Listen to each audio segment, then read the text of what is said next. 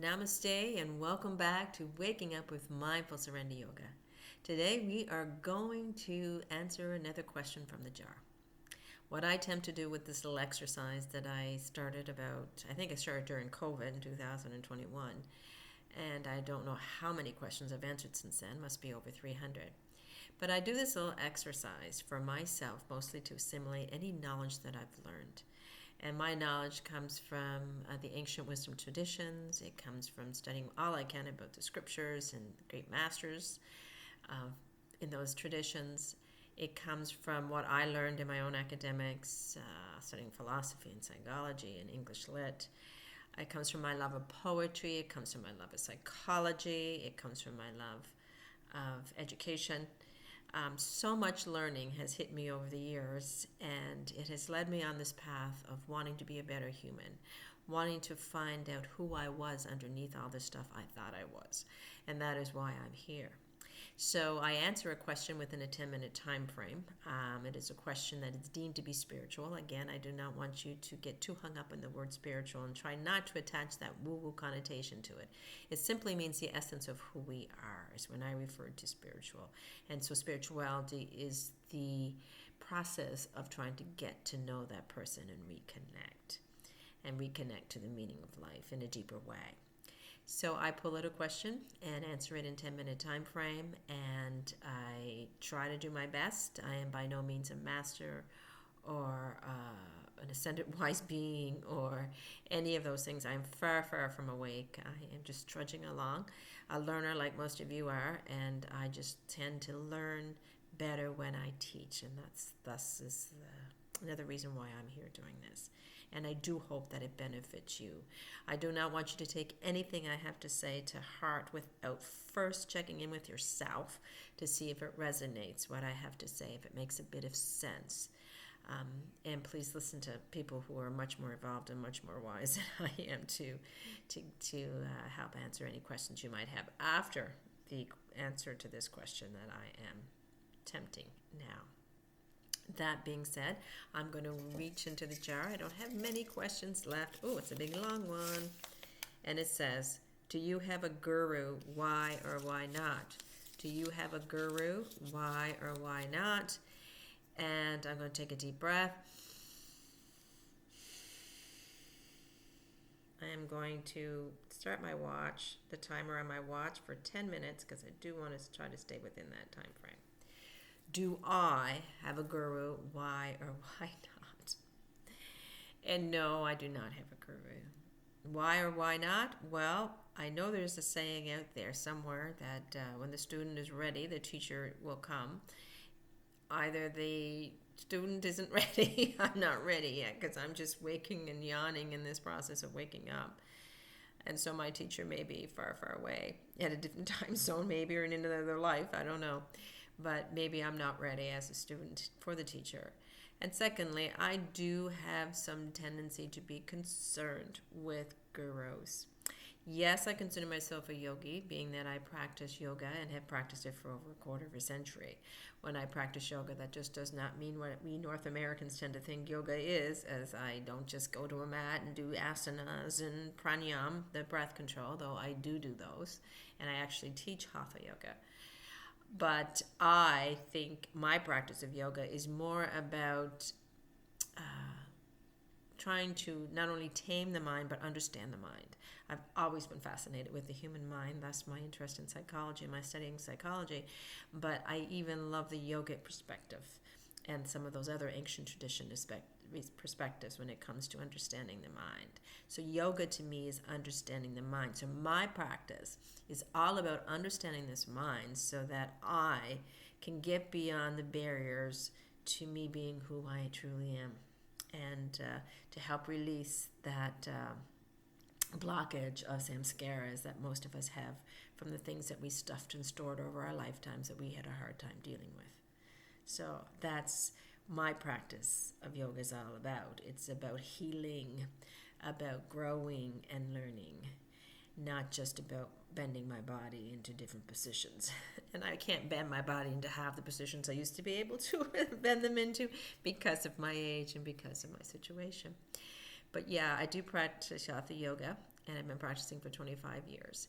And I do practice the science of the mind component as set out by Patanjali. But no, I do not have a personal guru who I see on a regular basis or I contact on a regular basis.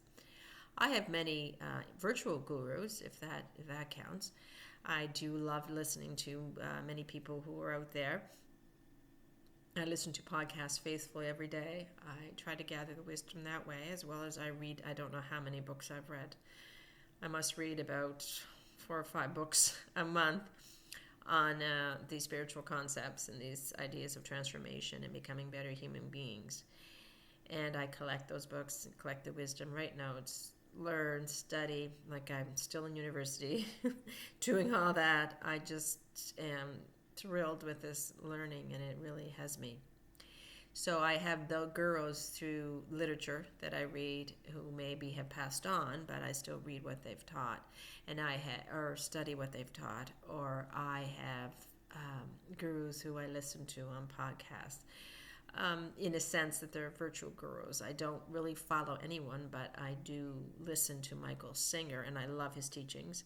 I listen to Eckhart Tolle, and I love his teachings. Thich Nhat Hanh is one of my favorites. I love his presence and his teachings. All these people are teaching me things that I'm basically learning through the books I've read and my own studying and all of that. But I love the way they present their teachings, and I love when I do not feel an ego in what someone's teaching. I tend to gravitate towards those types of individuals. I also don't have a personal guru because, I'm like most people. I'm concerned about cultish.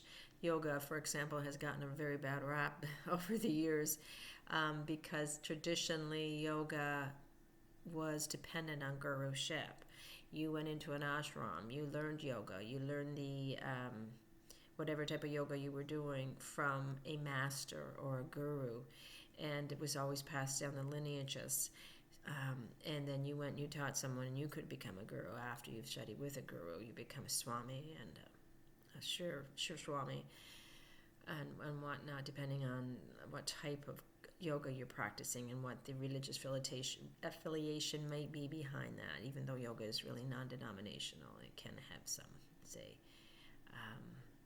Hindu connection or a Sikh connection or a Jainism connection based because of those cultures in which yoga was developed. Regardless of that, guruship, especially in India, that was a big thing. You had a guru, you needed a guru, you needed someone to initiate you into yoga, someone to open up that energy flow, to begin the opening up of it, and then it was up to you to continue with the practice so that that flow continued to open and you became more and more liberated or free from your samskaras. You were purified. You were able to express love and light in an authentic way.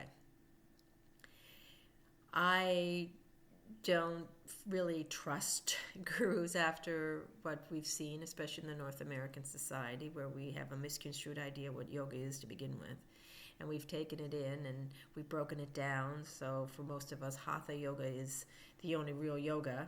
We forget about the other 7 limbs of Patanjali's 8-limbed yoga or Raja yoga, which is all about the science of the mind, not the body, but we focus on that Hatha component. And then we've taken Hatha and we've broken it down to how many different types of yogas. We've broken it down to Vinyasa and Yin, and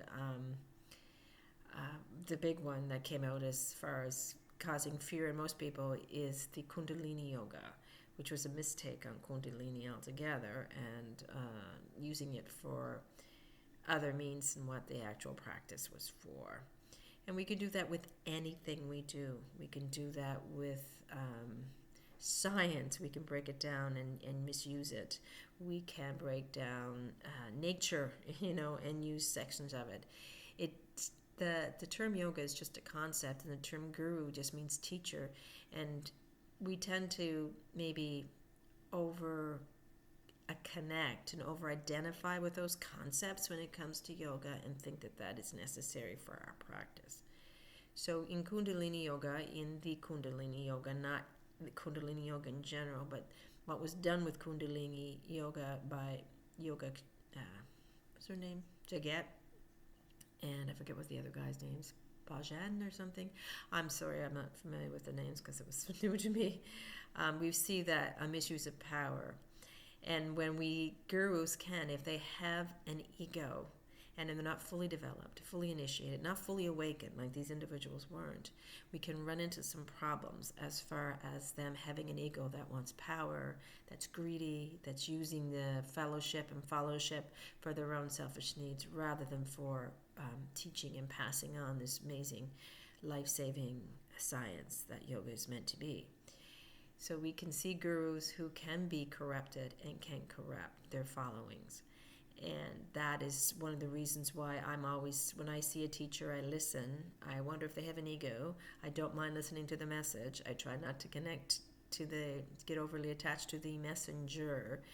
Some of them, I love the way they sound. I love the way they teach. I seem to love their personalities. So yeah, I might listen to those individuals more.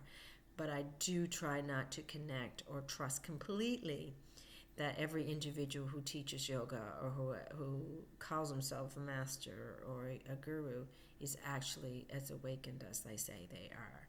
And we can always tell if someone is awakened by the extent of that ego that is left behind.